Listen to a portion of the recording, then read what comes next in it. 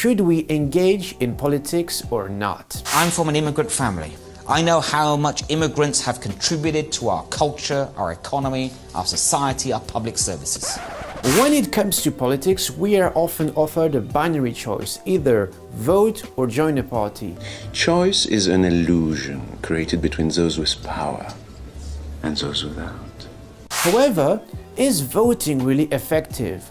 Is joining a party without any risks? Well, the answers are not that simple. This episode explores the benefits, the challenges, and the alternatives with an array of different options for us to make a difference. This video is part of a series, so don't forget to subscribe to receive some fresh content. The major issue when it comes to our democratic systems is that it's not really working for everyone. This is because our political systems rely on something called thin trust. We vote for people we never met. Thin trust creates something called secondary democracy. Trust is created by advertisement and media, just like for brands. We may have never seen or held in our hands this pair of trainers or this mobile phone, yet we are confident that these will be better than the others. But because only the majority has a say, it can have disastrous consequences. French philosopher Alexis de Tocqueville, already in the 18th century in his book Democracy in America, called this democratic system the dictatorship of the majority. It says it all. So is joining a party the only option left? So there's a tendency, unfortunately, increasingly to think that the only way that politics can be done is by joining a political party. Once you assimilate into a political unit like a party, there are pressures to conform. You? Yes, me.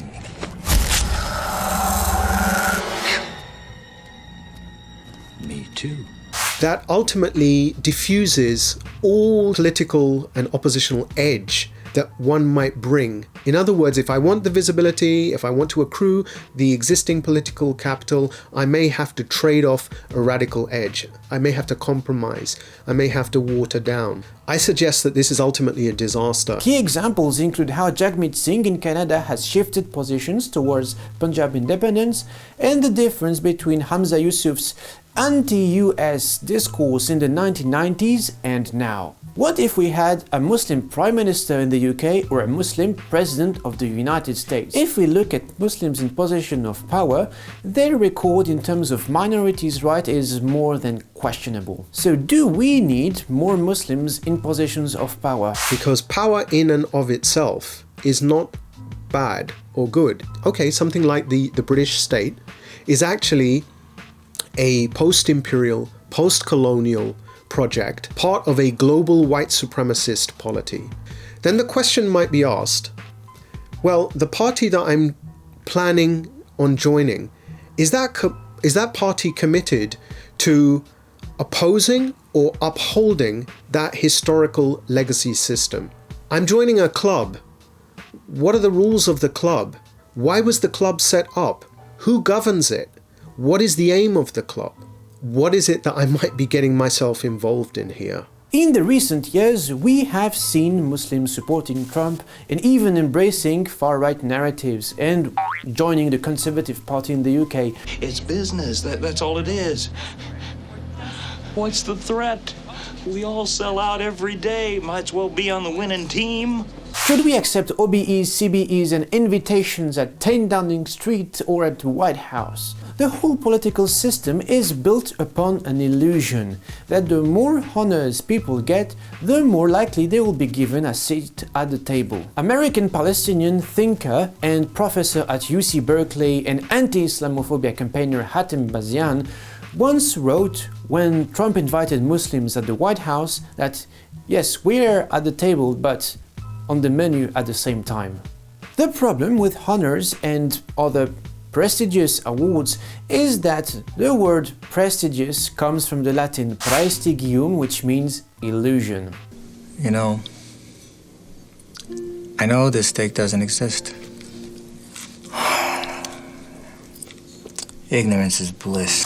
Why would you want to be a member of the British Empire or a member of the British post-empire, if you like? I don't think we can think sensibly about the issue of CBEs, MBEs, OBEs, or Knight Commanders of the British Empire awards without understanding the history of those awards and the reproduction of the colonial logics at work, one that isn't serving the best interests of the descendants of formerly colonized peoples. While it might indeed be the case that there has been a tendency in the British record to erase the contributions of non-white people, one has to ask the question to what extent these contributions were voluntary and to what extent these contributions actually benefited the formerly colonized peoples.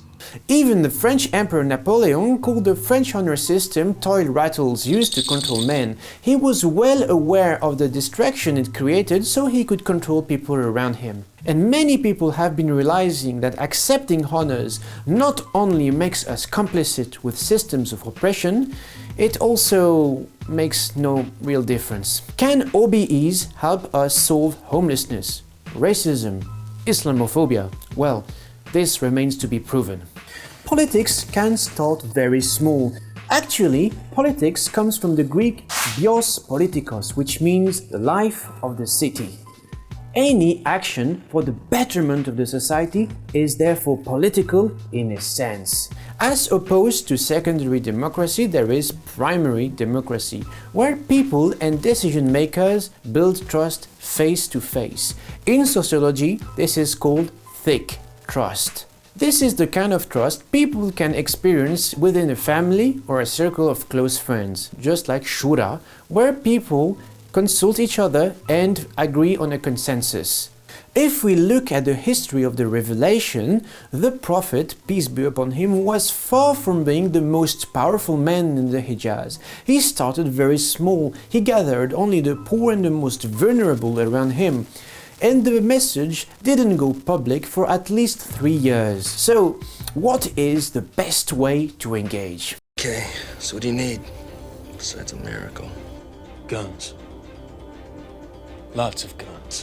Now, grassroots politics is really, in relation to maybe the party political system, I would suggest is a contrast between a bottom-up form of politics and a top-down form of politics. I fundamentally think it comes down to attempting to gain a clear understanding of what the system is. You cannot change something if you cannot identify it. I mean, you may be diverting all your constructive energies off target. What it is, how it works, how it came to be, how it persists in the present moment. And I think if we begin to do that, that strategies for survival in the first instance and liberation in the second instance will start to emerge. Rather than a kind of head-on collision of opposition, maybe what is important is to build more constructive alternatives, which can then come to, as it were, displace, if not ultimately replace, something else. And I would suggest this is foundationally informing the kalima of Tawheed itself. La ilaha illallah. There needs to be a joining of an oppositional stance with an orientation to doing the kind of constructive building that you referred to. It's just like a chess game. We need pieces at the top, but at the same time pieces at the bottom. And most importantly, keep all of them interlinked, because isolation never works. You can check a list of references in the description of this video and keep yourself updated on news, facts and more by subscribing to the Muslim Vibe. So thanks for watching, and until next time, inshallah. The problem with always being a conformist is that when you try to change the system from within, it's not you who changes the system, it's the system that will eventually change you. There is usually nothing wrong with compromising a situation, but compromising yourself in a situation is another story completely.